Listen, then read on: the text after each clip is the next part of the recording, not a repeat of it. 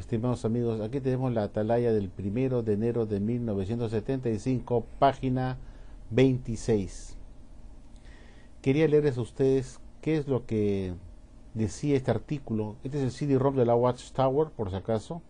Quería leerles un artículo que publicó acá pues la sociedad Watchtower hace muchos años atrás con respecto a la formación de la sociedad Watchtower, cómo fueron sus inicios. Y quiero leerles esta parte. Acá en la parte de arriba, vamos a ver acá, en la página 26, dice: durante la primera mitad del siglo XVIII, el teólogo luterano Johann Albrecht Bengel de Alemania predijo que el milenio empezaría en 1836. Más tarde, en los Estados Unidos, William Miller enseñó a sus propios seguidores que Cristo aparecería en la carne y se los llevaría a su hogar celestial en 1843. Sin embargo, estas fechas pasaron sin incidente alguno, y ni los escritos ni expresiones de Bengel o Miller resultaron ser el predicho clamor a medianoche: aquí está el novio, salgan a su encuentro.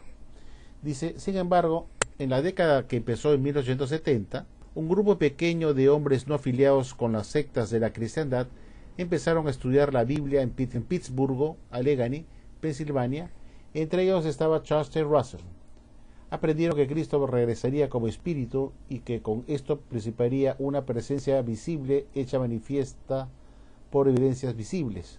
Esos estudiantes de la Biblia asociaron los tiempos de los gentiles que mencionó Jesús con los 7 tiempos que se mencionan en Daniel, y estos entendieron que esos 7 tiempos de dominación de la tierra por los gentiles empezaron a fines del VII siglo antes de la era común y que transcurrirían durante 2520 años. En armonía con ello, Charles T. Russell, de 24 años de edad, contribuyó un artículo al Bible Examiner de octubre de 1876, en el cual escribió que los 7 tiempos terminarían en 1914. En 1977, Russell se unió con Nelson Barbour en publicar el libro Tres Mundos y la cosecha de este mundo, o la siega de este mundo. En este se indicaba que el fin de los tiempos gentiles sería en 1914 y sería precedido por un periodo de 40 años que se iniciaría con una siega de 3 años y medio que empezaría en 1974. Para parar ahí nomás, para tener tiempo de explicar esto, acá hay varias preguntas que hay que hacerse. En principio, aquí la sociedad Watchtower en el año 1975 habla de Guillermo Miller. Bueno, no olvidemos que Charles T. Russell, ya escribiendo la Atalaya de Sion en 1881, se refería a Guillermo Miller como hermano Guillermo Miller. Así que, por favor, señores de la Watchtower, más respeto con Guillermo Miller, este señor adventista, falso profeta. Charles T. Russell lo llamaba el hermano Miller, y ustedes lo están llamando así de forma peyorativa, William Miller, como si fuera cualquier cosa. No, cuidado que si resucita Charles T. Russell se puede ofender a su amigo hermano William Miller. Bueno, aquí pues la ciudad de Watchtower hace hincapié pues que estos señores, tanto Miller como Bengel, metieron la pata y que Jesús no vino en 1836 ni 1843 como el novio mencionado en la parábola de 10 vírgenes. O sea, se están burlando de ellos, como pues son unos falsos profetas. Bueno, tienen razón, son falsos profetas, pero no olvidan de poner acá que también el señor Nelson Barbour le dijo a su jefe Guillermo Miller que él se había equivocado por 30 años y que realmente él estaba en lo correcto, pero solamente había cometido un error de 30 años y que la venida de Jesús como el novio no iba a ser pues en 1843, sino en 1873, sumándole los 30 años del error. Y esta idea de la venida de Jesús como el novio en 1873 la publicó pues Barbour en 1871 en un libro que se llamaba Evidencias de que Cristo, la venida de Cristo será en 1873. Así se tituló su libro, publicado en 1871, cuando ni siquiera conocía a Charles C. Russell. En ese libro, el señor Barbour, Nelson Barbour, adventista del segundo venimiento, hace su explicación y habla de cómo Miller se equivocó por 30 años en la venida de Jesús como el novio, que se había predicho inicialmente por Miller que sería en 1843, pero que había cometido 30 años de error y que debía agregárselos a su fecha para que diera el año verdadero, que iba a ser 1873. En el año 1871, este señor Barbour publica un libro que se llama Evidencias de que la venida de Jesús será en 1873, o sea, entre 2 años más. Cuando pasa el tiempo y no se cumplió esto de la venida visible de Jesús para 1873, como creyeron tanto Miller como Barbour, le hicieron una revisión y dijeron, todo está bien, pero nos equivocamos en decir la manera de la venida.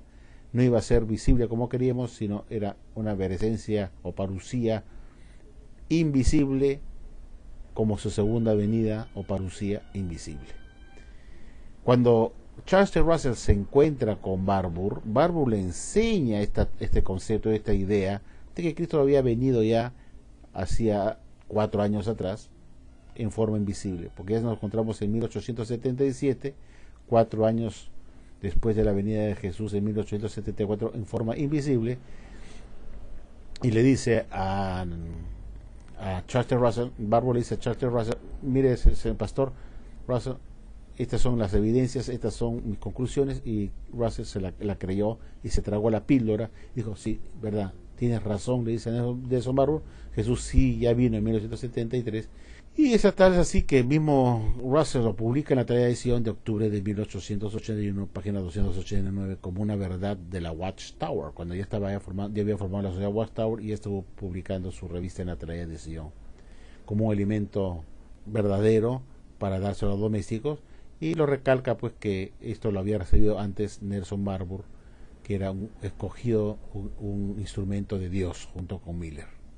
Por eso los llama hermanos. El otro punto es el siguiente.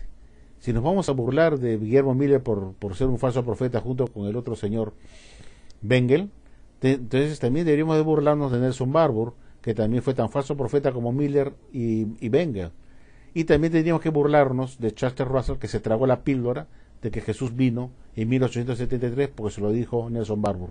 Fueron 4 bestias: William Miller, Bengel, Barbour y el tarao de Russell, que se la creyó y la publicó en la Atalaya edición de octubre de 1881, página 289. Por otro lado, aquí dice esta Atalaya de que Jesús, que este grupo independiente de estudiantes internacionales de la Biblia, dice así, entendieron. Dice, estos estudiantes de la Biblia asociaron los símbolos gentiles a los 7 tiempos de Daniel 4, versículos 16, 23, 25 y 32 con 7 años de 365 días, y eso eran 520 años, un año por cada día. Esto no fue entendido, pues dice que ellos entendieron esto, no, pues esto fue entendido ya antes por John Aquila Brown en 1823, mucho antes que naciera el mismo Charles T. Russell, y que fue copiado después por Miller, después pasó a Barbour, y de Barbour pasó a Charles T. Russell. No hubo ningún grupo, ni Russell ni su grupo de estudiantes independientes, que entendieron esto. Es una mentira, es una copiadera, un plagio, una pirateada de John Aquila Brown, que ya lo había entendido mucho tiempo atrás. En segundo lugar, acá se menciona pues que en la década de que empezó en 1870, un grupo pequeño de hombres no afiliados a las sectas de la cristiandad empezaron a estudiar con la Biblia en Pittsburgh, Pensilvania, con Charles T. Russell. Yo quiero saber, que me diga, ¿quién era ese grupo pequeño que estaba estudiando la Biblia con Charles T. Russell en la década de 1870 a 1879, que empezaron a estudiar con él? Uno se imagina a Russell como Jesucristo con sus 12 apóstoles que están caminando y estudiando la Biblia por su cuenta. No es así, señores. El mismo Russell dice que él conoció al adventismo por primera vez, se interesó por la Biblia cuando estaba pateando latas un día por Pittsburgh, Pensilvania, en la década de 1870, y pasó por una iglesia adventista que estaba dando unos servicios religiosos, y le escuchó por fuera que estaban dando un sermón, y él entró por curioso y escuchó al pastor Jason Wendell, un adventista de segundo venimiento, dando un mensaje que le pareció a Russell de Dios, un mensaje muy interesante, muy distinto a los otros mensajes de las otras religiones, y se involucró pues recién en el adventismo.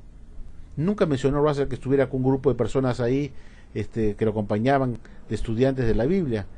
Siempre habla en persona singular. Cuando conoció a Wendell, habla de su sola persona. Cuando conoció a Barbour, también habla de su sola persona. No es que no eran independientes, sino que se metió a la iglesia adventista a partir de esa década.